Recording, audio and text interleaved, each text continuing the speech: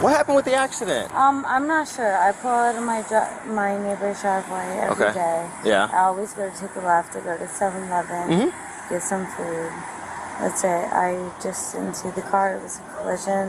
It's unfortunate. Yes. I mean, it's called an accident for a reason, right? It's not an on purpose. Okay. What I'm going to ask you to do, I'm going to ask you to walk over here in front of my vehicle with me. Okay. We're just going to talk a little bit further over there. Okay?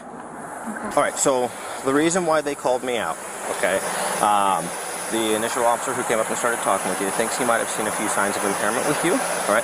So why I'm out here is I am here to make sure that you were good to drive at the time of the accident. Okay.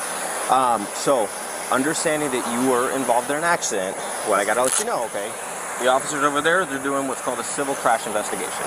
All right. What I'm doing is I'm beginning a criminal DUI investigation. All right. Before I do anything else, I do have to read your rights. Okay. Not under arrest, but I have to do this part first. Okay. All right, so you have the right to remain silent. Anything you say can and will be used against you in a court of law. Do you understand your rights?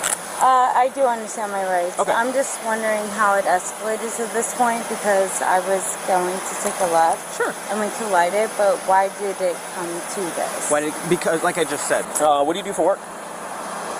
Why is that irrelevant? Because it asked me to ask you what you do for work. Yeah, I just don't really feel like that's relevant. Okay, sure. The vehicle over there, the blue one, is that your car? That's registered to me. I'm a little bit confused. Sure, why are you confused? Why we're going through all of this when I was just trying... So, like I explained the first time and the second time, okay, the reason why we're going through all of this is because the initial officer believes that he's seen some signs of impairment with you. Why he called me out here is to ensure that you were good to be driving at the time of the accident. Okay, I get that, but so what's he confusing didn't about say anything because he didn't say anything to me. He didn't ask me or question me or anything. Okay. It just kind of happened. I do the same thing every time I go to the 7-Eleven. Okay, well this time there's a car coming. I get food. Okay, I understand that things happen. They do. So why are you confused about how we got here? Because collisions happen and we can deal with it by insurance, but I always go to the 7-Eleven to get milk and food and things like that. Sure. So we collided, everything like that happened. Yeah. So my issue is why is it's been being like we have. Why is it getting to this point? Yeah.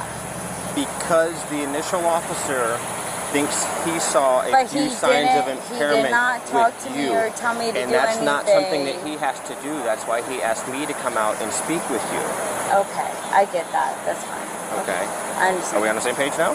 We're on the same That's why we're going through all of this. So I'm going to go back to the initial questions that I first asked you, okay? Because I've seen a few signs of impairment with you, I wanted to make sure that you were good to drive at the time of the accident, okay?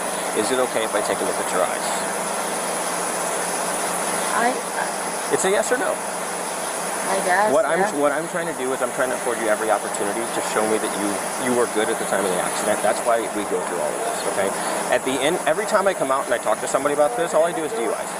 Whenever I come out and I talk to somebody about this, my hope and my intent at the